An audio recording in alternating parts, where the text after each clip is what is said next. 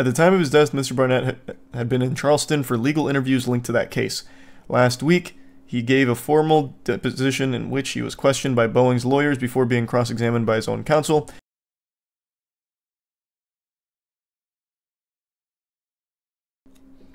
I haven't really looked into exactly how the whistleblower passed away here, allegedly unaliving himself, but with everything that's been going on in the aviation industry, to me, from like the little bits I've read, it sounds more like an assassination. This is scary shit, man. I'm telling you. Planes are the devil. I've been saying it since I was a child. And you called me crazy. Thanks, Resub Stoner. The membership wander. And no, I have not. Tin Finger. I don't know who that is. Oh, well, yes, I have. That's Joe Rogan guest.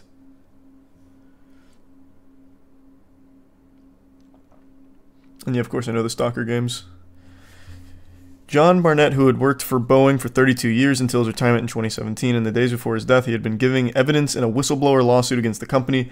Boeing said it was saddened to hear of Mr. Barnett's passing. The Charleston County coroner confirmed his death to the BBC on Monday. It said the 62-year-old had died from a self-inflicted wound on March 9th, and police were investigating. Mr. Barnett had worked for the U.S. plane giant for 32 years. From 2010, he worked as a quality manager. In 2019, Mr. Barnett told the BBC that under-pressure workers had been deliberately fitting substandard parts to aircraft on the production line. He also said he had uncovered serious problems with oxygen systems, which could mean 1 in 4 breathing masks would not work in an emergency. He said soon after starting work in South Carolina, he had become concerned that the push to get new aircraft built meant the assembly process was rushed and safety was compromised, something the company denied. Later told BBC that workers had failed to follow procedures intended to track components throughout the factory, allowing defective components to go missing. He said in some cases, substandard parts had even been removed from scrap bins and fitted to planes that were being built to prevent delays on the production line.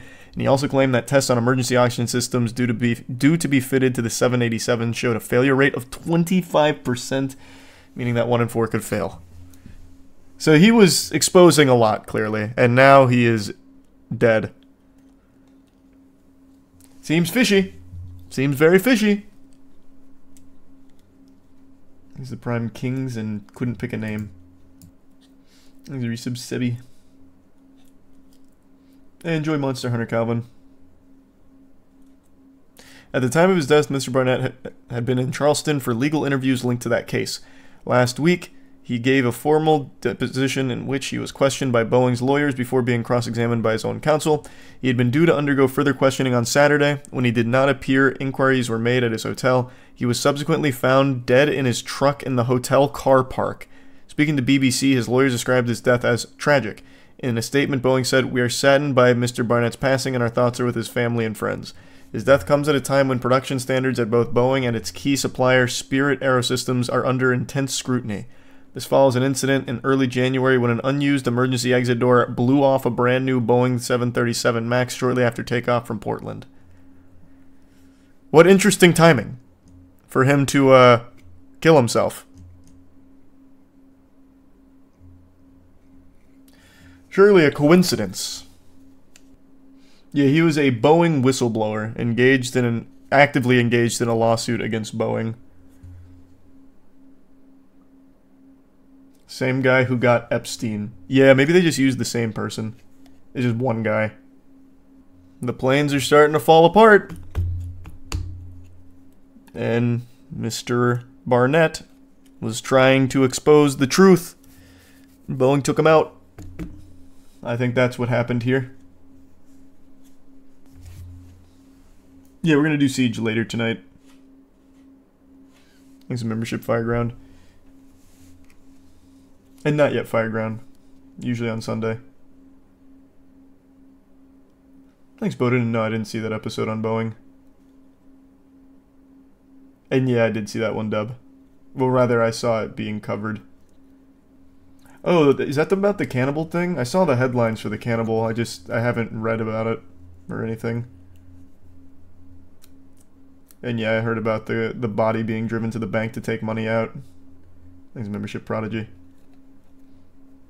I'm really confused. If the planes are falling apart and they were going to be exposed, is it deliberate? Well, yeah, I think so. Most people would read this and conclude that this was likely a murder. He was engaged in a very important lawsuit with Boeing. And now, obviously, it can't finish because he's dead.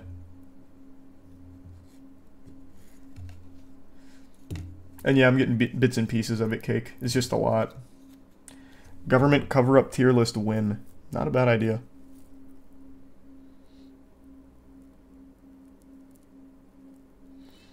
What does Boeing gain from having their planes falling apart? Well, they don't gain anything from that. What they gain is by saving money on the construction as well as meeting strict deadlines for the production line, which is something Barnett was mentioning a couple times throughout this. So like in an effort to be like quick, meet those deadlines on the assembly line, they would use substandard parts, which is why shit keeps falling apart. They don't necessarily gain from having their planes fucking combust in the air, but it is good for business if they're saving money and meeting these strict timetables. I missed that one, Urban. That's cute, though. And that is sad, Lucas. Temu parts? It actually sounds like worse than Temu parts. Like here it says they were going into the bin from scrap bins and fitting them to the planes. You'd be better off buying from Temu. And have not done that, Vincenzo. Thanks, Resubron. Corner cutting everywhere with manufacturing, maintenance, and pilot training. Pilot training's a big one, too. We went over this a few times, but you remember when those, like, what was it, 787 Maxes or 737 Maxes? I don't remember. But, like, that new model that kept falling out of the sky and fucking blowing up? That was because they changed something and never educated the pilots on it. So what would happen is, like, the system would put it into a fucking nosedive. And they couldn't correct it. Thanks a Prime Rose.